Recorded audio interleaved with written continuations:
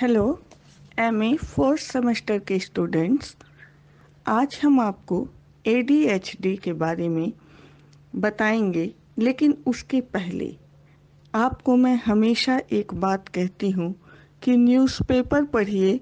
हम साइकोलॉजिस्ट के लिए समय समय पर, साइकोलॉजी के स्टूडेंट्स के लिए, टीचर के लिए समय समय पर जो निकलने वाले रिजल्ट रिपोर्ट होते हैं वह बड़े काम के होते हैं। तो पता नहीं आपने देखा कि नहीं देखा। आज का टॉपिक शुरू करने से पहले आज के पेपर में एक महत्वपूर्ण शोध प्रकाशित हुई है और वह इसी कोरोना जो लॉकडाउन चल रहा है इसी दौरान की रिसर्च है। इसमें ये पाया गया है कि 80 में से 36 लोगों ने खाली कोरोना स्ट्रेस के कारण, प्रतिबल के कारण, भय के कारण सुसाइड किया। इसके अलावा ये जो रिसर्च है ये केवल एक जगह या एक हिस्से के आंकड़े पर नहीं है, ये समूचे आधार पर है। और इसी प्रकार से इस लॉकडाउन में आपने ये देखा था कि जो नशे की चीज़ें हैं वह बंद हैं। और इसके पहले हमने आपको जो निकोटीन, चरस, हशीश, अल्कोहलिज्म ये सब के बारे में बताया था और उसमें विड्रॉल सिम्टम्स बताए थे। आज का पेपर आप देखे होते तो उसमें यह रिपोर्ट निकली है कि 34 लोगों में यह विड्रॉल सिम्टम्स पाए गए नशे के न मिलने के कारण। चूँकि टॉपिक तो मुझे कुछ और पढ़ाना था, लेकिन आज चूँकि पेपर देखा और मैं आपको हमेशा कहती रहती हूँ कि इन चीज़ों को देखिए, ये बड़े काम की रिपोर्ट्स हम लोग को मिलती हैं। हमने इसके पहले आपको स्ट्रेस बताया था, अल्कोहलिज्म बताया था, तो दोनों से जुड़े नए आंकड़े आपके सामने हैं कि किस तरह से ये परिस्थितियाँ व्यक्ति को इस प्रकार की क्रियाओं के लिए मोटिवेट करती हैं, दबाव डालती हैं, प्रेरित करती हैं और व्यक्ति जो है इसके कारण गलत कार्य भी करता है और सिम्टम्स भी उसमें वैसे उत्पन्न होते हैं। चलिए अब हम आज के टॉपिक पर आते हैं। आज का हमारा टॉपिक है attention deficit hyper activity disorder, अवधान न्यूनता या अति क्रियाशीलता विकृति। देखिए, बहुत नाम को पहले हमारी एक आदत है कि हम आपको हमेशा किसी टॉपिक के नाम की ओर अट्रैक्ट करते हैं। नाम इसका क्या है? अवधान न्यूनता यानी कम ध्यान का होना। अति क्रियाशीलता या अति क्रियाशीलता जब बहुत ही अधिक एक्टिविटी होती है, जैसे जो बच्चे होते हैं बहुत ही चंचल प्रकार के होते हैं। अक्सर पेरेंट्स ये कहते सुनते हैं हम कि टिकता ही नहीं है, कहीं कुछ ध्यान ही नहीं देता है, कुछ भी नहीं समझ में आता इसका, कभी इधर कभी उधर। तो क्या सभी बच्चे ऐसे डिसऑर्डर से ग्रसित होते हैं? आज इसी के बारे में हम पढ़ेंगे और हम आपको चल रहे हैं बताने कि ये अवधान न्यूनता या अति क्रियाशीलता विकृति क्या है। जैसा कि हमने अभी आपको बताया कि इस प्रकार का जो बिहेवियर है यह 6-7 वर्ष की आयु के पहले ही लगभग इसमें बच्चों में आ जाता है। लेकिन पूरी तरह से जो इसका निदान यानी कारणों की जो खोज होती है वह एक तरह से 7 वर्ष की आयु के बाद ही हो पाती है, क्योंकि उसके पहले इतना इन पर ध्यान नहीं जा पाता है। इस प्रकार के व्यवहार में ये देखा गया है कि जो व्यवहार होते हैं वह बड़े एक्टिव टाइप के आवेगात्मक व्यवहार होते हैं और इनमें एक रिजिड सेट पाया जाता है, एक दृढ़ता भरा सेट या विन्यास पाया जाता है। और ये जो असामान्य व्यवहार यानी एबनॉर्मल बिहेवियर सेट है वह अपनी आयु के अन्य बच्चों के विकास की तुलना में काफ़ी अलग प्रकार का होता है और गंभीर प्रकार का होता है। एडीएचडी के निदान के लिए यह आवश्यक है कि बच्चे में जो अवधान अभाव अथवा माने वो ध्यान केंद्रित जो नहीं कर पाता है किसी चीज पर, अथवा जो हाइपर एक्टिविटी पाई जाती है, वह कम से कम किसी नैदानिक चिकित्सक के साथ इस प्रकार से 2-3 बैठकों में इस व्यवहार विन्यास के जो कारण हैं और उसके स्तर पर बच्चे की जो पूरी तरह से जांच हो, उसकी क्रियाशीलता के बारे में जाना जा सके और उसके विकासात्मक स्तर पर सामाजिक, शैक्षिक, पाठ्य और पाठ्य से अलग हटकर मतलब पाठ्य सामग्री, स्कूल कॉलेज और इसके अलावा जो एक्स्ट्रा एक्टिविटीज हैं उसमें भी जो क्रियाशीलता है उसमें निश्चित रूप से अवरोध हो। माने जो बच्चा है उसकी एक्टिविटीज हर क्षेत्र में कहीं न कहीं से इनहिबिटेड हो, जिसके कारण उसका जो व्यवहार है वो अवरोधात्मक है और ऐसी स्थिति जो है वह किसी शिज़ोफ्रेनिक डिसऑर्डर की अवधि में न हो। जब भी हम हिस्टोरिकल उसमें जाते हैं तो ये हम देखते हैं कि इस प्रकार की विकृति को कई नामों से देखा गया, कई नामों से जाना गया।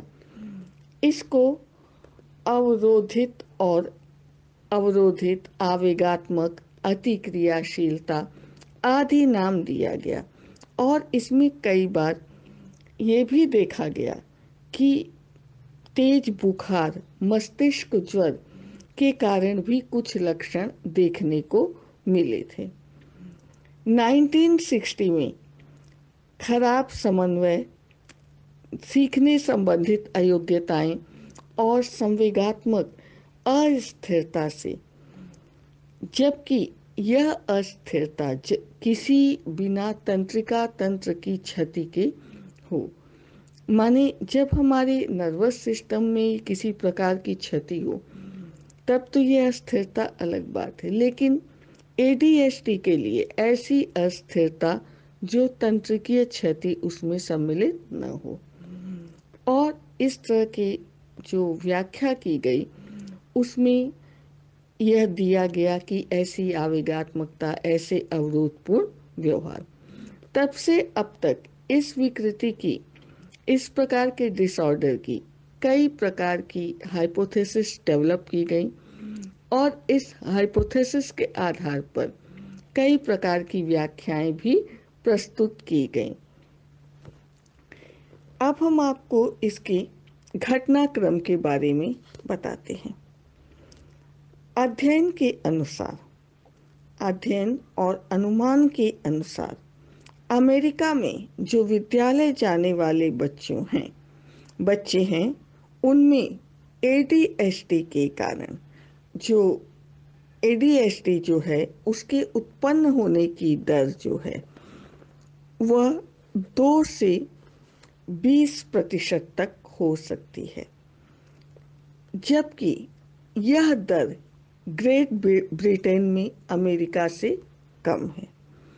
अध्ययन ये भी बताते हैं कि यह रोग लड़कियों की तुलना में लड़कों में अधिक होता है और इस रोग का जो रेशियो है लड़के और लड़कियों में 2:1 से लेकर 9:1 तक हो सकता है। इस रोग से जो बच्चे ग्रसित होते हैं उनमें सबसे ज़्यादा यह रोग जो होता है प्रथम स्तर के संबंध, जैसे भाई बहन में इस रोग के उत्पन्न होने का जो संभावना होती है वह अधिक होती है। ADHD से ग्रस्त बच्चों में अधिगम विकृतियां, सीखने संबंधी विकृतियां और अन्य प्रकार की शैक्षणिक शिक्षा संबंधी कठिनाइयां उत्पन्न होने की संभावना अधिक होती है। ऐसे बच्चे जो होते हैं इनमें अतिगतिकता, ये स्थिर नहीं होते हैं, इनमें सामाजिक विकृति भी पाई जाती है और कम आयु में ही यह गलत आदतें भी विकसित कर लेते हैं और इनमें कन्वर्सन डिसऑर्डर के पाए जाने की संभावना अधिक होती है। और सामान्यतः यह देखा गया है कि इस प्रकार के लक्षण 3 वर्ष की आयु से दिखाई देने लगते हैं, लेकिन इसका निदान तब तक नहीं हो पाता है, डायग्नोसिस तब तक अच्छी तरह से नहीं हो पाती है जब तक कि बच्चा स्कूल न जाने लगे। इस प्रकार के जो रोग है, ऐसे रोग के लक्षणों में यह पाया गया है कि अत्यधिक क्रियाशीलता का प्रदर्शन होता है और जो क्रियाएं होती हैं वह उद्देश्य रहित होती हैं। इस प्रकार के बच्चों में यह देखा गया है कि इनके ज्ञान का जो विस्तार होता है वह बहुत ही सीमित प्रकार का होता है। इनका ध्यान बहुत जल्दी ज्ञान का नहीं, ध्यान का विस्तार सीमित प्रकार का होता है और इनका ध्यान जो है वह बहुत जल्दी जल्दी भंग होता रहता है और इनमें जो है किसी स्टिमुलस पर अपना ध्यान केंद्रित करने की क्षमता का बहुत ही अभाव होता है। इनमें दुर्घटना के प्रति प्रवणता या ग्रहणशीलता अधिक पाई जाती है। इनका जो मोटर कोऑर्डिनेशन है, गति समन्वय है, वह भी बहुत खराब प्रकार का होता है और ये जल्दी खतरों और दर्द की परवाह नहीं करते हैं। इनमें भाषा संबंधी विकृतियां भी या समस्याएं भी पाई जाती हैं। यह जो बच्चे होते हैं ये गहरी नींद भी जल्दी नहीं सोते हैं।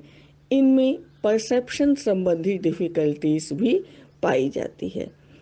DSM 3 के क्लासिफिकेशन 1978 में जो लक्षण बताए गए हैं उनमें है ध्यान लगने में कठिनाई, दिए गए कार्य को भूल जाना, हमेशा हल्ला करते रहना, शोरगुल करते रहना, और जैसे ये खेलते भी हैं तो खेल में भी इस चीज में बहुत डिफिकल्टी इनको महसूस होती है कि यह अपनी बारी आने का इंतजार करें और इनके में बहुत प्रयास करने के बाद भी कार्य में जो होता है, इनका जो वर्क होता है वह सिस्टमैटिक नहीं होता है।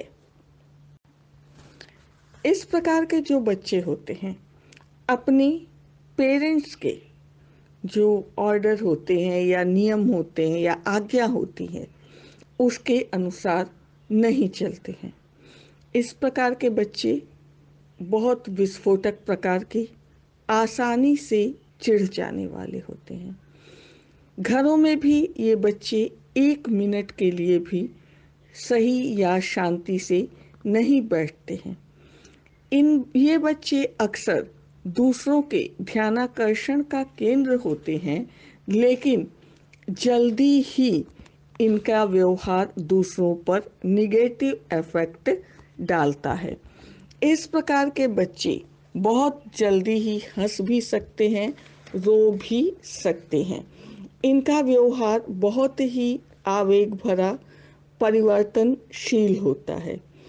जैसा कि बताया कि कॉलेज में भी इनका स्कूल में भी इनका परफॉर्मेंस अच्छा नहीं होता है और इनमें सीखने संबंधी कुशलताएं भी अधिक नहीं पाई जाती हैं। इनके जो EEG इलेक्ट्रोएन्सेफेलोग्राफ जो पाया जाता है, EEG में भी असामान्यताएं पाई जाती हैं।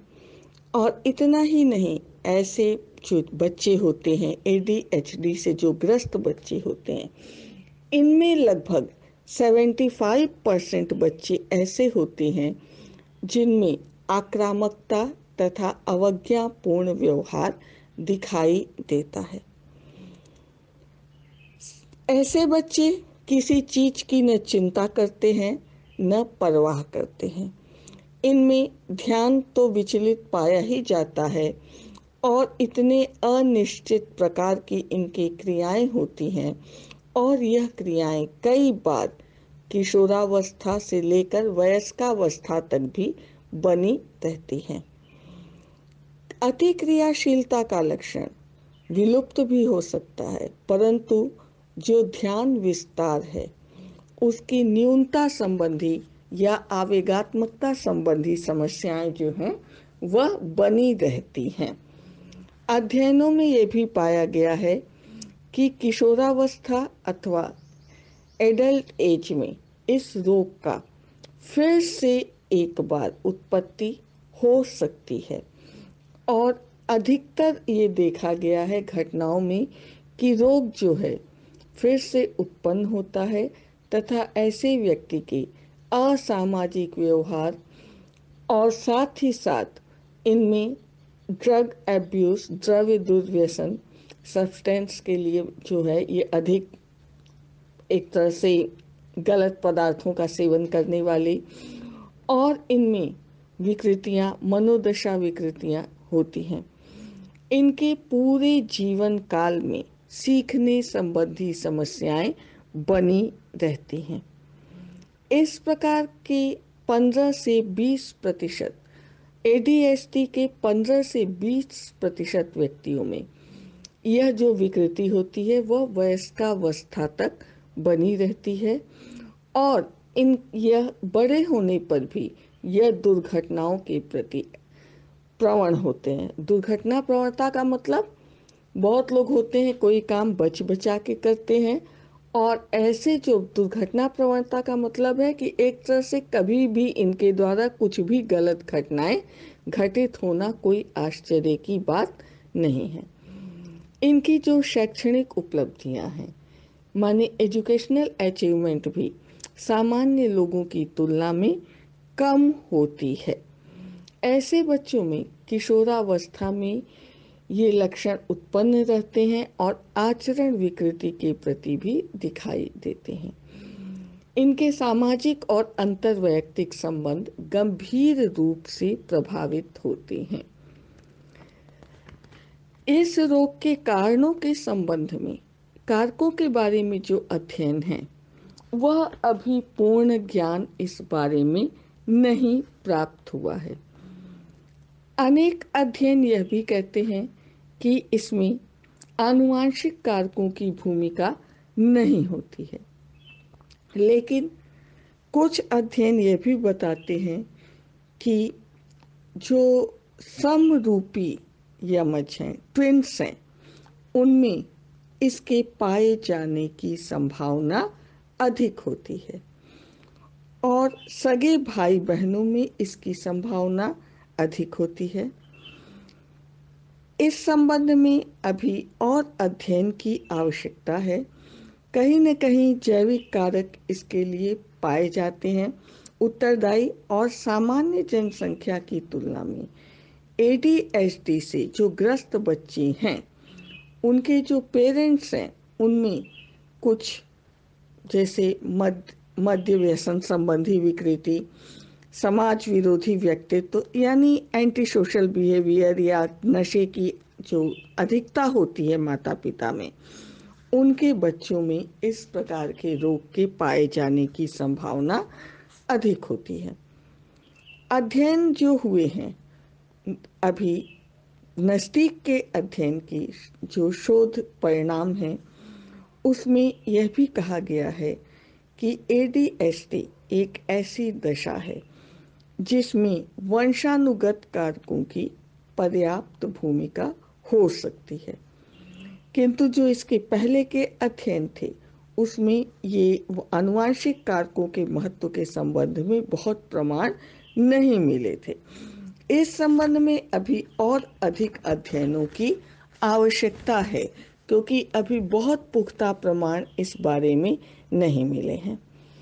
इसके अलावा ऐसे भी अध्ययन हैं जिसमें यह व्यक्त किया गया है संभावना कि जो ADHD से ग्रस्त बच्चे होते हैं उनमें गर्भकाल के समय या प्रसव काल के समय, जिस समय बच्चे जन्म लेते हैं या प्रेगनेंसी पीरियड में, अगर किसी प्रकार की मस्तिष्क में क्षति पहुंचती है या किसी प्रकार की संक्रमण की प्रभाव पड़ता है, तो ऐसी स्थिति में मस्तिष्कीय सूजन, आघात, संक्रमण, कुछ विषैले तत्व या मेटाबॉलिज्म प्रोसेस, इन सब के कारण कुछ इसके पाए जाने की संभावना बढ़ जाती है। और इस संबंध में एमआरआई जो अध्ययन किए जाते हैं उनसे यह ज्ञात हुआ है कि प्री फ्रंटल कॉर्टेक्स जो होता है और सेरेब्रम को जोड़ने वाला जो पथ है या रास्ता है, अगर वह सही ढंग से क्रिया नहीं करता है तो इस प्रकार के रोग के पाए जाने की संभावना बढ़ जाती है। इसके अलावा अध्ययन यह भी कहते हैं कि इसमें स्नायु रसायनों की बहुत महत्वपूर्ण भूमिका पाई जाती है। और इस संबंध में जो अध्ययन किए गए वह पशुओं पर किए गए, और पशुओं पर किए गए अध्ययनों के आधार पर रिजल्ट दिए गए। और ये पाया गया कि नॉर एड्रेनलिन से केंद्रीय तंत्रिका तंत्र तथा परिधीय अनुक्रिया तंत्र, पेरिफेरल सिस्टम और सेंट्रल नर्वस सिस्टम, दोनों ही यदि इसमें किसी प्रकार की दुष्क्रिया होती है तो ऐसी स्थिति में इपेनेफ्राइन का संग्रह होने लगता है, और जिससे जो सूचना है, इंफॉर्मेशन है, वह केंद्रीय तंत्रिका तंत्र तक पहुंचती है। और पहले की तुलना में जब इस प्रकार का कोई दोष होता है तो ये जो हमारा नर्वस सिस्टम है इसकी क्रियाशीलता कम हो जाती है। और औषधियों के प्रभाव से भी इस प्रकार के अध्ययन ये बताते हैं कि इस प्रकार की विकृति हो सकती है। इस संबंध में अभी और अधिक अध्ययनों की आवश्यकता है। एडीएचडी से ग्रस्त बच्चों के जो ईईजी रिकॉर्ड पाए जाते हैं उसमें भी असामान्यताएं पाई गई हैं। ये पाया गया है कि इन बच्चों के जो ईईजी सेट होते हैं वह थोड़े से डिस्टर्ब होते हैं, असामान्य होते हैं। साथ ही साथ जो पीईटी अध्ययन होते हैं उनसे भी ज्ञात हुआ है कि सामान्य बच्चों की तुलना में एडीएचडी से जो ग्रस्त बच्चे होते हैं इनके मस्तिष्क के अग्रखंड, फ्रंटल लोब में कॉर्टेक्स और रक्त प्रवाह एवं चयापचय की दर, ये सब जो होती है वह कम होती है। और इसके कारण यह संभावना व्यक्त की गई है कि एडीएचडी से ग्रस्त बच्चों के मस्तिष्क के जो अग्रखंड हैं वह पर्याप्त ढंग से, जो फ्रंटल लोब है वह सही ढंग से अवरोधी प्रभाव उत्पन्न नहीं करता है। इसलिए जो बच्चे हैं उनमें अवरोध विहीन प्रभाव व्यवहार उत्पन्न होता है। अध्ययन यह भी प्रमाणित करते हैं कि संज्ञानात्मक अनियमितता के कारण भी इस प्रकार के व्यवहारिक लक्षण उत्पन्न होते हैं। इस संबंध में बर्के 1994 ने अपने अध्ययन के आधार पर यह रिजल्ट दिया कि सामान्य बच्चों की तुलना में एडीएचडी से जो ग्रस्त बच्चे होते हैं उनके संज्ञानात्मक परीक्षण जब उनका किया जाता है तो उसमें उन्हें अधिक कठिनाई होती है, उनका व्यवहार भी अधिक आवेगात्मक प्रकार का अनुक्रिया उनके व्यवहार में पाई जाती है। ऐसे बच्चे इन परीक्षणों में त्रुटियां भी अधिक करते पाए गए। और इतना ही नहीं, ये बच्चे जो होते हैं इनका व्यवहार अपर्याप्त प्रकार का, इनके में चिंतन जो होता है वह बहुत ही अपर्याप्त होता है। इनमें किसी प्रकार की प्लानिंग नहीं होती है, योजनाएं नहीं पाई जाती हैं, और इनकी जो अभिप्रेरणात्मक शैली होती है उस पे भी, इन पे वह भी अच्छे प्रकार की नहीं होती है। इनमें जो होता है कि ये बच्चे जो होते हैं, अनुक्रिया विलंब, इस बारे में इनकी जो टेंडेंसी होती है परिहार करने की होती है। ये किसी भी चीज पर ज़्यादा समय नहीं दे सकते हैं। अध्ययनों के आधार पर यह भी बताया गया कि जितने भी परीक्षण ADHD पर किए गए, उन सभी के परिणाम जो परिणाम पाए गए, उसमें यह पाया गया कि ये जो बच्चे हैं, इनका जो व्यवहारिक पैटर्न था वह त्रुटिपूर्ण था। इनमें संज्ञानात्मक अनियमितता देखने को मिली। परंतु जब शोधकर्मियों ने परीक्षण को समय बाध्य किया, टाइम इसका बाध्य किया, और ऐसी दशा में जिस पर विलंब, आरंभिक अथवा आवेगात्मक अनुक्रिया का प्रभाव नहीं पड़ता है, तब ऐसे में ADHD से ग्रस्त बच्चों ने समतुल्य समान बच्चों के समान ही निष्पादन प्रदर्शित किया।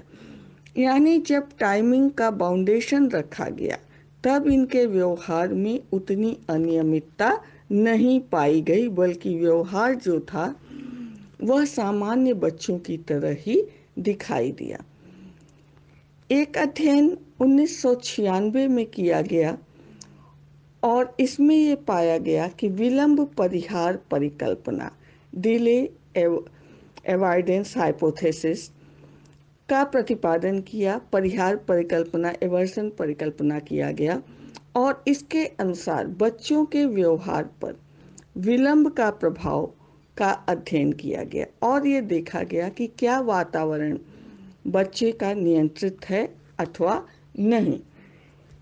जब बच्चे का वातावरण नियंत्रित होता है तो वह विलंब को कम करने के लिए आवेगात्मक ढंग से क्रिया करने का चयन कर सकता है। किंतु जहां वातावरण पर बच्चे का नियंत्रण नहीं होता है, वहां एक विशेष प्रकार के व्यवहार की आशा की जाती है। वहां बच्चा समय व्यतीत होने से स्वयं को बेचैन रखने का चयन करता है। इस प्रकार कहा जा सकता है कि बायोलॉजिकल और ADHD व्यवहार में संबंध की व्याख्या के लिए संज्ञानात्मक अनियमितता और अभिप्रेरणात्मक शैली, दो प्रकार की परिकल्पनाओं का चयन किया गया।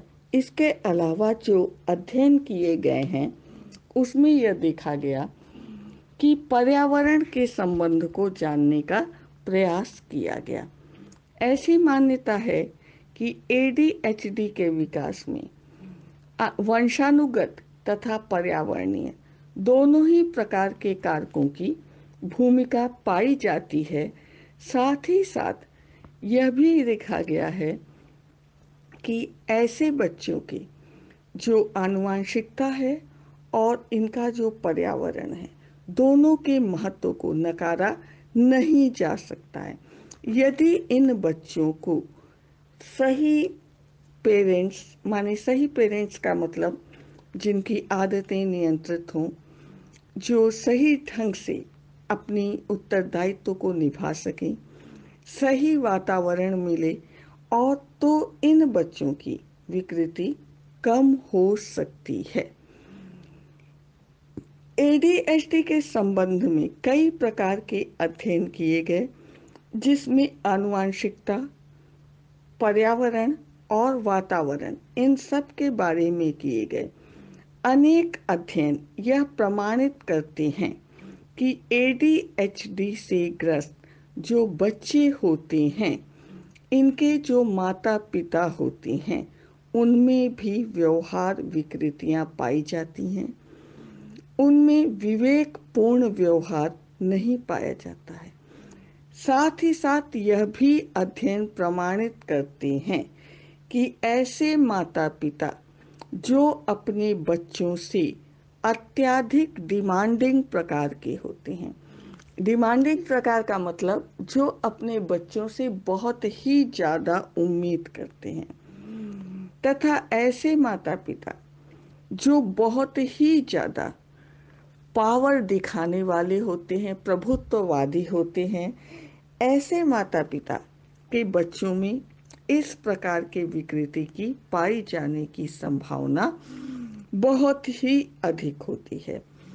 यही कारण है कि जब तक इन बच्चों को पारिवारिक वातावरण सही नहीं मिलता है, तब तक इस प्रकार के बच्चों की न रोग का निदान हो सकता है और न ही उपचार हो सकता है।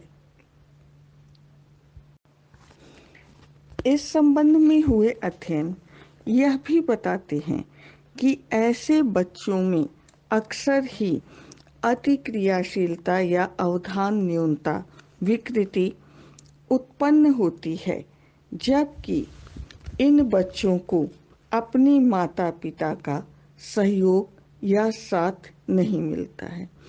आज आधुनिक समय में इस प्रकार के रोग के बढ़ने की सबसे बड़ी संभावना यह है कि वह बच्चे जो संस्थानों में रखे जाते हैं, जैसे हॉस्टल में रखे जाते हैं, माता पिता से दूर रखे जाते हैं, इनका पालन पोषण जब दूसरों के द्वारा किया जाता है, अपने माता पिता के साथ रहने नहीं पाते, यानी इस प्रकार की संवेगात्मक वंचन के कारण भी इस प्रकार के रोग या लक्षणों के उत्पन्न होने की संभावना बढ़ जाती है। और अध्ययन यह भी बताते हैं कि अगर यह जो वंचन है, इसके माने उनके जो संवेगात्मक वंचन है, जो उनको अभाव है माता पिता का या संरक्षक के प्रेम का, अगर इस प्रकार के अभाव को दूर कर दिया जाए तो इस प्रकार के लक्षण कम हो सकते हैं। ऐसे बच्चे जिनमें के माता पिता नहीं हैं, अगर इनको कोई गोद लेकर सही ढंग से पालन पोषण करता है तो भी इनमें जो अवधान न्यूनता है या अति क्रियाशीलता है, उसमें कमी आती है। इसके अलावा प्रतिबल पूर्ण मनोवैज्ञानिक घटनाएं, पारिवारिक संतुलन में विघटन और चिंता के कारण भी इस प्रकार के लक्षण आरंभ होते हैं। अभी हमने आपको बताया कि ऐसे परिवार जहां माता पिता बच्चे पर बहुत ही ज़्यादा दबाव डालते हैं और जहां बच्चा कुछ अच्छा भी करता है, वहाँ जहाँ उसको प्रोत्साहित करना चाहिए, पुरस्कार मिलना चाहिए, वहाँ उस पर दबाव बढ़ाया जाता है और पुरस्कार और प्रोत्साहन नहीं मिलता है। तो बच्चे के लिए यह स्थिति बहुत ही जो होती है, एक तरह से प्रतिबल पूर्ण होती है, दबाव पूर्ण होती है। साथ ही साथ जब प्रेशराइज्ड किया जाता है बच्चा कि दूसरों से ज़्यादा तुलना की जाती है, ऐसी स्थिति में बच्चा जो है अपने पर विशेष दबाव महसूस करता है और जिस ढंग से, जिस ध्यान से उसे जो क्रिया करनी चाहिए वह उस तरह से नहीं कर पाता है। ऐसी फैमिलीज जहाँ पेरेंट्स के बीच में अंडरस्टैंडिंग अच्छी नहीं होती है, माता पिता जो होते हैं उनका व्यवहार, उनमें जो कम्युनिकेशन प्रोसेस है, यह सब जब सही प्रकार का नहीं होता है तो बच्चे को भी वह वातावरण नहीं मिल पाता है जिस वातावरण की उसके सही विकास के लिए आवश्यकता होती है। सबसे बड़ी बात यह है कि जो मोटिवेट करते हैं बच्चे को, अगर परिवार के द्वारा, वातावरण के द्वारा, माने उसके जो भी, यहाँ वातावरण का मतलब विद्यालय, घर, इन सब जगहों पर जो उसको मोटिवेट करने की शैली है वह अगर सही नहीं होती है तो यह बच्चे के लिए चिंता की स्थिति होती है। साथ ही साथ ऐसे माता पिता, हमने आपको अभी बताया कि जिनमें बहुत ज़्यादा ये पावर मोटिव होता है, शक्ति जो है प्रदर्शन अधिक होता है। और ऐसे जो पेरेंट्स होते हैं वो अत्यधिक नियंत्रण करने वाले, बच्चे में बहुत ही ज़्यादा बच्चे के साथ उसके हर व्यवहार में इंटरफेयर करने वाले, बहुत कंट्रोल करने वाले, उसके किसी भी व्यवहार को पॉजिटिव तरीके से रीइंफोर्स न करने वाले होते हैं, सामान्य व्यवहार को किसी प्रकार की स्वीकृति नहीं देने वाले होते हैं। ऐसी स्थिति में बच्चे में इस प्रकार के लक्षण के उत्पन्न होने की संभावना हो जाती है। अध्ययन ये प्रमाणित करते हैं कि बच्चों में इस प्रकार की विकृति, अनेक प्रकार की जो विकृति, ये अवधान न्यूनता या संज्ञानात्मक ये सचेतता, इस तरह की जो विकृतियां हैं, ये जो होती हैं, इसका कारण कहीं न कहीं बच्चे में कुछ विकृतियां जो हैं, इसके लिए परिवार जो है, वातावरण जो है, यह भी दोषी होते हैं। आनुवंशिक कारकों संबंधी अध्ययन ये बता रहे हैं कि कुछ न कुछ आनुवंशिक फैक्टर इस संबंध में रिस्पॉन्सिबल हैं। इस संबंध में एक केस का वर्णन भी कोलमैन ने किया है कि एक 6 वर्ष का बालक इस प्रकार की डिसऑर्डर से ग्रस्त था। ऐसे बालक में अत्यधिक क्रियाशीलता थी। उसके सीखने संबंधित, जो पढ़ने लिखने सीखने संबंधित क्रियाएं थीं, वह कुछ भी शांत ढंग से बैठकर कार्य नहीं कर पाता था। यहाँ तक कि उसमें दुर्घटना के प्रति ग्रहणशीलता, माने दुर्घटना ग्रहणशीलता, कोई भी काम सही ढंग से न करना। वह यह जब साइकिल भी चलाता था तो उससे वह हजारों बार गिर चुका था और किसी भी उद्दीपक पर वह अपना ध्यान केंद्रित नहीं कर पाता था।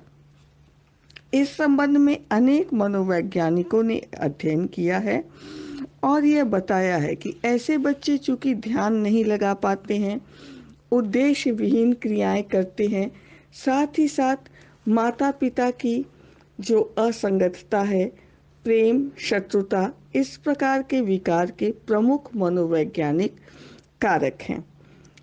अध्ययनों के अनुसार यह भी पाया गया है कि अत्यधिक क्रियाशीलता का प्रमुख कारण विपरीत पारिवारिक वातावरण है, जबकि वेंडर का ये निष्कर्ष है कि किस विकार का एक प्रमुख कारक वेंडर 1971 ने यह निष्कर्ष दिया है कि इस विकार का एक प्रमुख कारक जो है स्ट्रेस, प्रतिबल भी है।